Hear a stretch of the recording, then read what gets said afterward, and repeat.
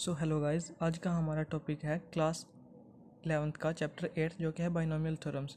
सबसे पहले ये जानते हैं कि इसकी हमें ज़रूरत क्यों पड़ी, क्यों हमें जानना चाहिए, क्यों हमें पता होना चाहिए इसके बारे में।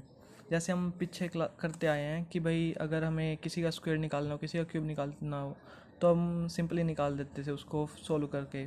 अगर हमारे पास आ जाता 99 का स्क्वायर आ जाता, तो इसको हम कैसे करते 100 - 1 का स्क्वायर, ऐसे करके हम इसको निकाल लेते थे। अब यहाँ पे फॉर्मूला लग जाता था।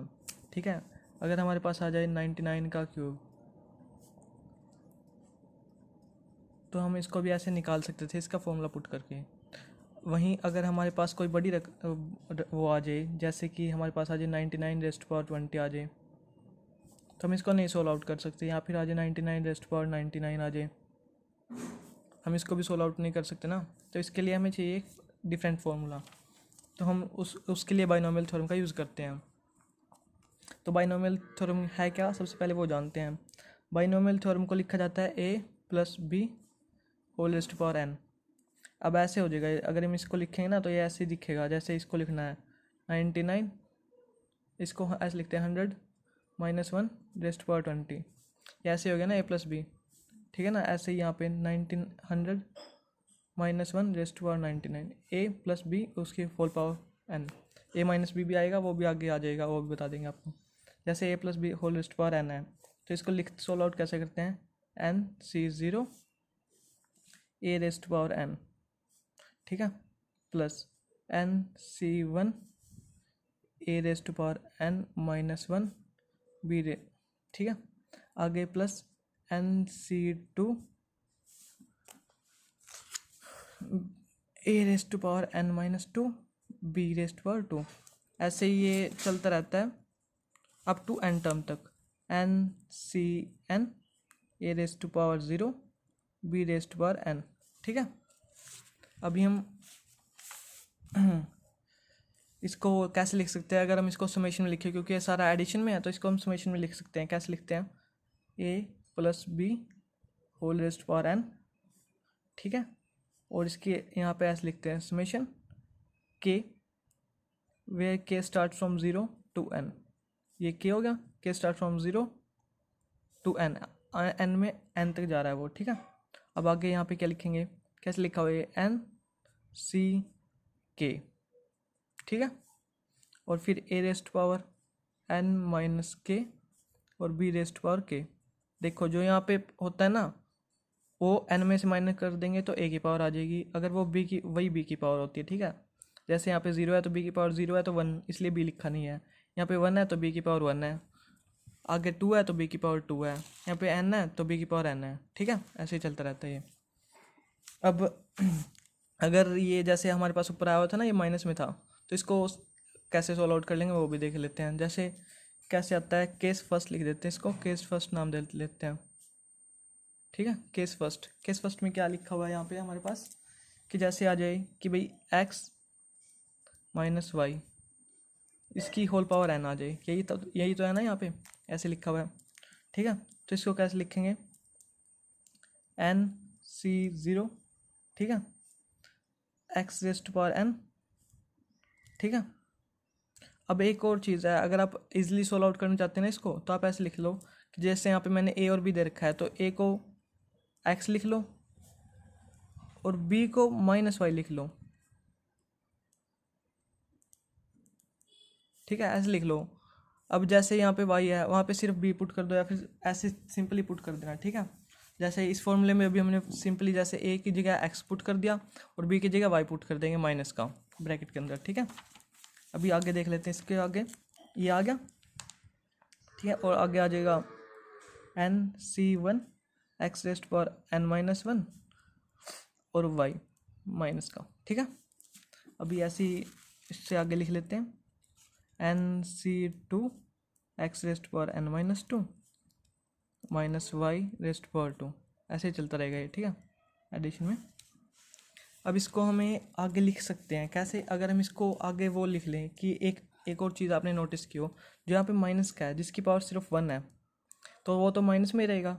पर जिसका स्क्वायर आ गया, जैसे यहाँ पे -y की पावर 2 आ गई, तो ये प्लस में नहीं कन्वर्ट हो जाएगा, ये माइनस में रहेगा। इसको हम आगे लिख लेते हैं, जैसे कि, ठीक है, C0 x raised power n, ठीक है। अब यहाँ पे माइनस आ जाएगा NC1 x raised power n-1 और y। अब यहाँ पे स्क्वायर में है तो यहाँ पे प्लस आ जाएगा NC2 x raised power n-2 और y, ठीक है ना। देखो जैसे अब ये ऐसे ही चलता रहेगा अप टू n टर्म तक, ठीक है। अब आगे केस सेकंड देख लेते हैं हम। केस सेकंड क्या रहेगा हमारे पास। अब हमने देख लिया कि भाई यहाँ पे अगर माइनस आ जाए तो सोल्व आउट कैसे करेंगे। अगर हमारे पास x की जगह बना जाए या y की जगह बना के जाए तो उसे कैसे सोल्व आउट करेंगे हम, तो वो भी देख लेते हैं। तो उसमें एक केस में क्या लिखते हैं कि जैसे आ जाए 1 + x इसकी होल पावर n आ जाए, ठीक है। तो यहाँ पे हम अभी इसके साथ मैच कर लेते हैं इसको, जैसे हमने यहाँ पे लिखा था। तो अब इसमें क्या होगा, a 1 हो गया, b x हो गया, ठीक है। तो यहाँ पे लिख लेते हैं a हो गया 1, b हो गया x।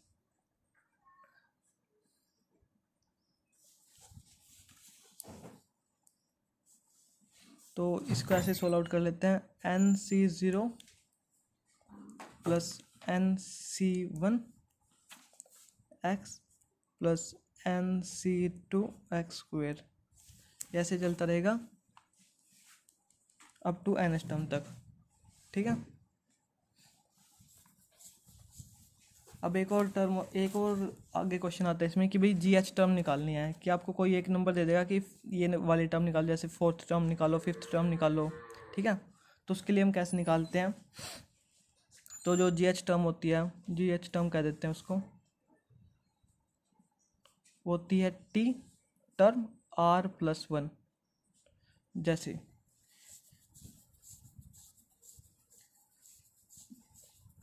अभी R+1, जैसे हम उसने हमें क्या दिया कि 7th टर्म निकालो, तो T 7 + 1 8, T8 हो गया वो, ठीक है।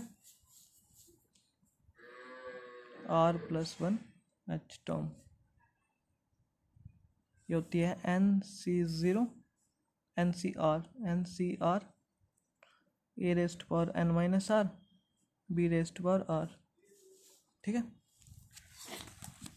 अगर हमें वो बोल दे मिडल टर्म निकालने को, तो मिडल टर्म कैसे निकालते हैं हम। अगर तो n है इवन, ठीक है, तो जो मिडल टर्म होएगी वो होएगी n/2 + 1, ठीक है। जैसे n है 5, n है 6, सॉरी इवन है ना, तो n को 6 लेते हैं, तो मिडल टर्म क्या होगी इसकी,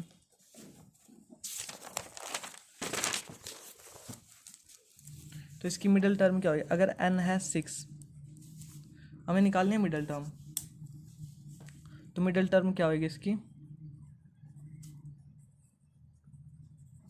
वो होएगी n/2 यानी कि 6/2 + 1, जो कि आ जाएगा 3 4 हो गया, ठीक है। तो 4th टर्म होएगी वो इसकी मिडल टर्म होएगी, ठीक है।